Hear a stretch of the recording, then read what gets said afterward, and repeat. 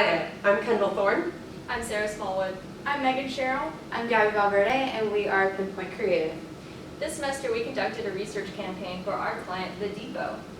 The Depot is a business in Norman, Oklahoma that has a rich and storied history. It began before Oklahoma became a state, and even before Norman was a town.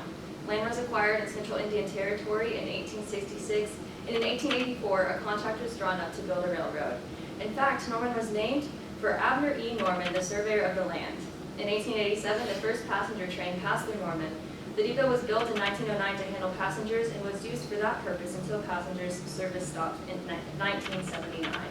After a renovation period, the depot was reopened for use in 1999 and continues to serve passengers to this day. The depot was also placed on the National Registry of Historic Places in 1991. The mission statement for the depot is simple: to create and present excellent and innovative fine arts programs for the enrichment and education of our community. Their current vision is to have the best arts in Norman, but in the future they're thriving for a commuter rail, a store celebrating Norman, a regular lawn concert series, and a welcoming spot for both locals and travelers. We had a couple goals for this research campaign. The main goal is to gauge the perception, awareness, and knowledge and attitude of individuals towards the depot. The target audience for the depot are individuals aged 18 to 45 with an interest in the local arts and music community in Norman, Oklahoma.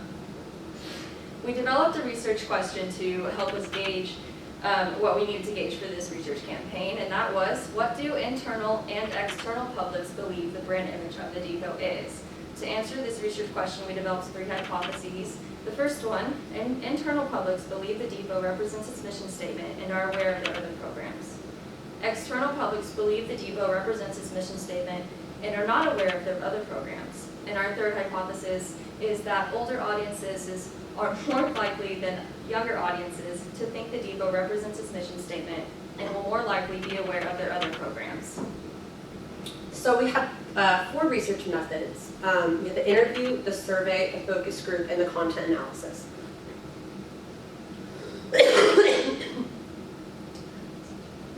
So first for the interview, we used a non-sampling technique, and we utilized both judgment and snowball sampling to gather enough subjects for research.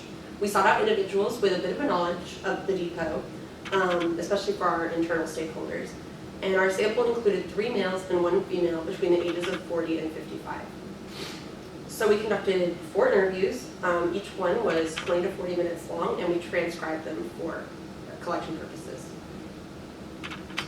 For the focus group, we used a non-probability sampling technique, and also snowballing. We asked different people if they knew anybody who knew about the depot. We ended up finding 2 males and 2 females, ages 20 to 29. And we sought out individuals with a perceived interest in local arts and music and experience in the Norman community. Our focus group lasted about an hour, and it was transcribed. And focus group participants were asked a series of questions about knowledge, attitude, behavior surrounding the depot. And then we also did a false close and had some follow-up questions for our participants as well. Our survey was done. We did random sampling for the survey, but we also had some judgment sampling in there as well. It reached approximately 720 people and received 475 responses with a response rate of 65%. Most participants were between 18 and 24 years old. We distributed the survey in multiple different ways. We posted it on Facebook, different social media. We also posted it in a couple different depot-related Facebook groups. So that was we were able to get I think a better sample that way. And survey respondents were given a 4-digit code to identify which researchers' survey they used. And the questions were categorized to optimize data collection and pattern recognition. In the content analysis, we analyzed all social media posts between March 2018 and April 2019 as a class. And each post was rated either 1 for present or 2 for not present, and this helped us really understand what variables were present in the depot's social media posts, just to see what their variation is and if they're posting things that are getting engagement or if they're not. For our findings, for the interview, we were able to have a one-on-one discussion from people in a large age range. Their consensus on the depot was a lack of awareness locally. The way we conducted the follow-up questions helped them have a better understanding of what we were trying to ask. The survey, the majority of the people who took our survey concluded that the depot did not have a great social media awareness and the engagement through their platforms and the community.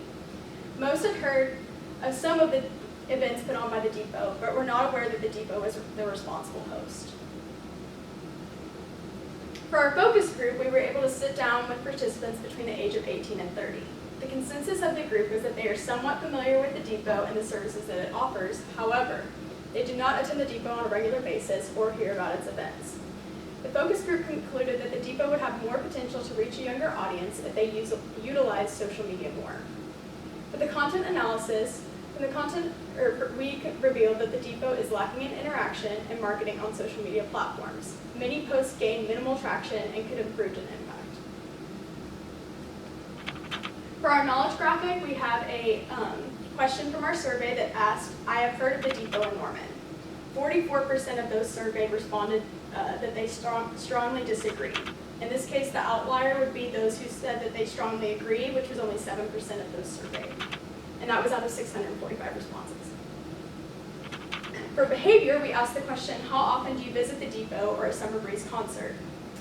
Out of 543 responses, 78% responded they have never attended the depot or a Summer Breeze concert.